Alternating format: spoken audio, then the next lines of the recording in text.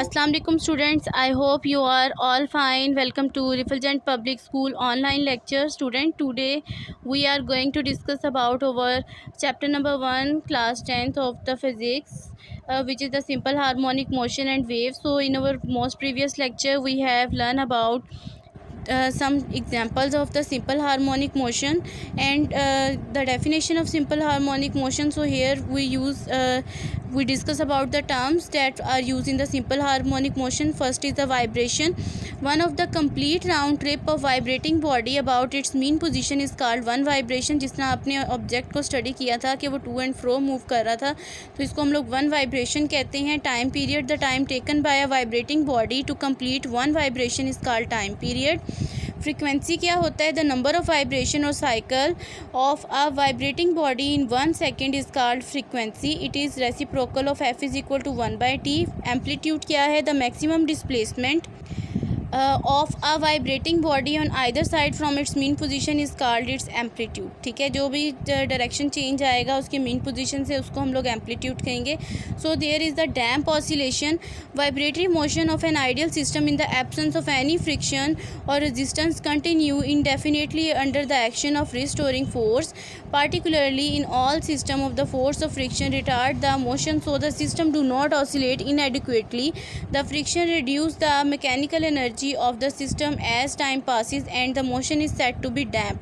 मतलब कि वो कह रहे हैं कि हमारे पास वाइब्रेटरी मोशन में जब तक कि कोई फ्रिक्शन की फोर्स नहीं आएगी तो वो रिस्टोरिंग फोर्स की वजह से अपनी टू एंड फ्रो मोशन को कंटिन्यू रखेगा. और प्रैक्टिकली भी इसको देखा गया है कि जैसे ही जो है वो फ्रिक्शन की फोर्स आती है वो क्या करती है, वो उसकी मोशन को स्टॉप आउट कर देती है. उसकी मैकेनिकल एनर्जी ऑफ सिस्टम को जो है, जो मैकेनिकल एनर्जी की वजह से वो मूव कर रहा होता है टू एंड फ्रो या किसी भी ऑब्जेक्ट में, उसको स्टॉप आउट कर देती है.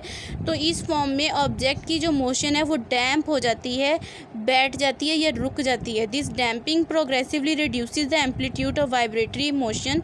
ये आहिस्ता आहिस्ता से कम होते हुए ऑब्जेक्ट की जो वाइब्रेशन है वो बिल्कुल ही क्या हो जाएगी, स्टॉप आउट हो जाएगी.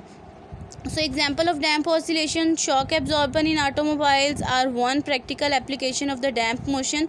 A shock absorber consists of piston moving through the liquid such as oil. The upper part of it firmly attached to body of the car. ठीक है, मतलब कि एक शॉक एब्जॉर्बर जो है वो ऑटोमोबाइल्स में लगा होता है.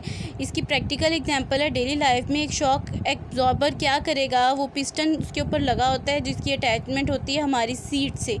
तो उसके अंदर क्या है, ऑयल और लिक्विड वगैरह मौजूद होता है अपर पार्ट में जो कि अटैच होता है बॉडी ऑफ द कार से. जब क्या होगा, अब इसका वर्किंग कैसे होगी, when car move over a bump on the road the car may vibrate violently. जब ये किसी भी बम्प के ऊपर से गुजरती है, रोड पे जंप वगैरह हो या जो स्पीड ब्रेकर्स होते हैं उनके ऊपर से गुजरेगी तो ये कार वाइब्रेट करेगी violently. The shock absorber damp these vibration and convert their energy to heat energy of the oil.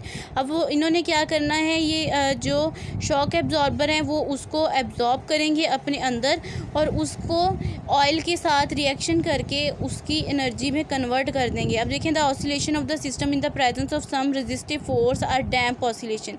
अब इसको हम कैसे डिफाइन करते हैं, वो ऑसिलेशन जो कि किसी भी रेजिस्टिव फोर्स के अंदर एक्ट कर रही हो वो हमारे पास ऑसिलेशंस डैम्प ऑसिलेशन कहलाती हैं. अब देखें, अटैच राइट साइड पे आपको स्पीड जो आपको अभी यहाँ पे शॉक एब्जॉर्बर बताया गया था वो नज़र आ रहा है. इसमें देखिए अटैच टू द कार है, पिस्टन है, लिक्विड है. अब इसकी देखें डिस्प्लेसमेंट कैसे इसकी डायरेक्शन डिक्रीज़ हो रही है वो आपको दिखाया गया. अब देखिए वेव मोशन क्या होता है, एक्टिविटी हम इसमें करते हैं. Dip one end of the pencil into a tub of water and move it up and down vertically.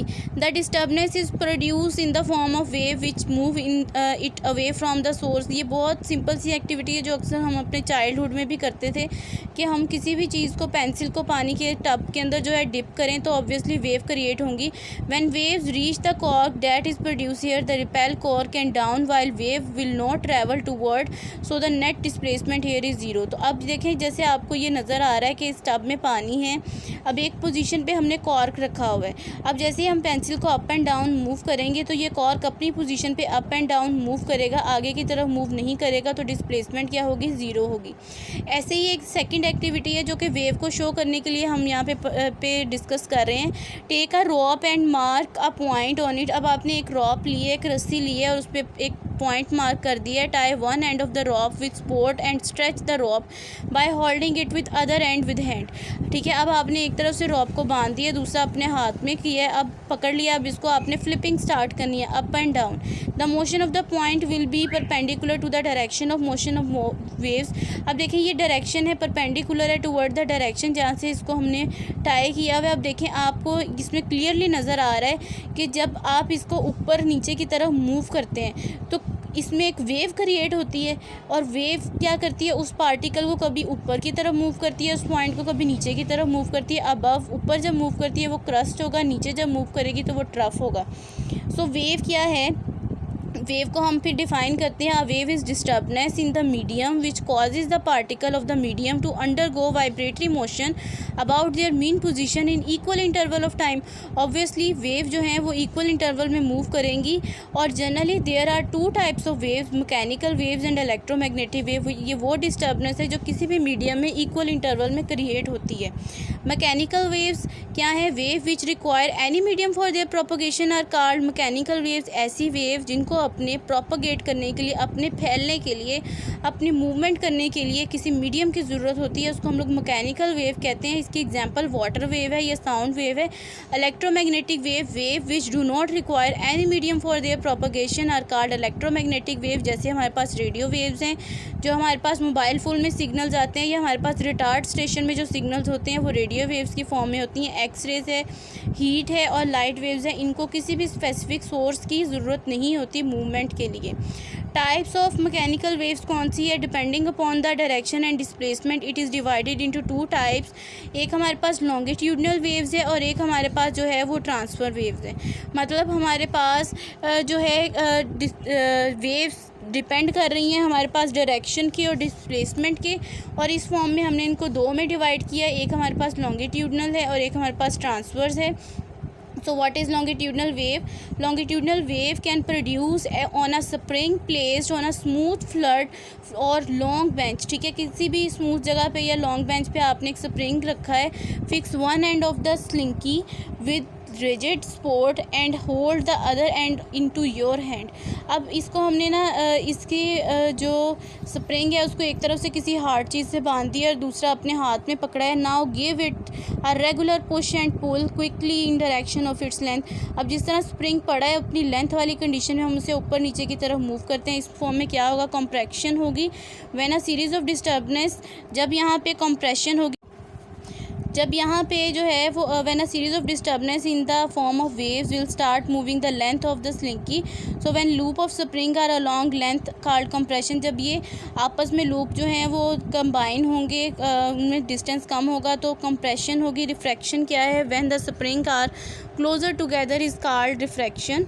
अब देखें वेवलेंथ क्या है, distance between two consecutive compression and refraction. मतलब कि दो कंप्रेशन, जब कंप्रेस है स्प्रिंग जुड़ा हुआ है आपस में, तो उसको हम लोग वेवलेंथ कहते हैं। So in longitudinal wave the particles of the medium move back and forth along the direction of propagation of waves. ठीक है, लॉन्गिट्यूडनल वेव्स को हम लोग कहते हैं कि जब हमारे पास वेव्स जो हैं वो आगे पीछे की तरफ मूव करें, उस डायरेक्शन की तरफ जिस डायरेक्शन में वेव मूव करवाई जा रही है या मूवमेंट हो रही है। अब देखिए मूवमेंट ऑफ हैंड, अब आपको यहाँ पे क्लियरली नज़र आ जाएगा, समझ आ जाएगी कि किस तरह से हम इसको डिस्कस कर रहे थे।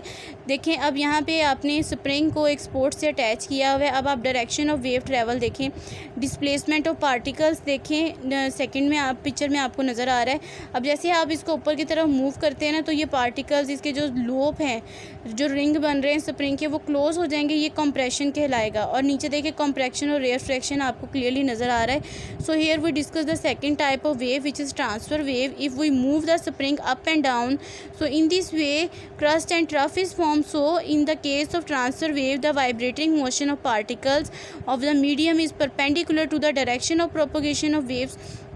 मतलब कि ऐसी वेव्स की डायरेक्शन जो कि अपने प्रोपगेशन के परपेंडिकुलर हो, उसको हम लोग ट्रांसफ़र वेव कहते हैं। अब इसको देखें ज़रा, आपको पिक्चर में क्लियरली नज़र आ रहा है कि हमने स्प्रिंग को वैसे ही अटैच किया, अब इसको हम ऊपर नीचे की तरफ मूव कर रहे हैं। अब जैसे आप ऊपर नीचे की तरफ मूव करेंगे, जिससे हमने पहले डिस्कस किया था, जब ये ऊपर की तरफ आएगा तो ऊपर वाले लोब को हम जब क्लोज़ हो जाएंगे वो क्रस्ट कहलाएंगे, जब नीचे आएंगे तो ट्रफ कहलाएंगे। तो इस फॉर्म में जो है हमारे पास ट्रांसफ़र वेव मूव करती हैं।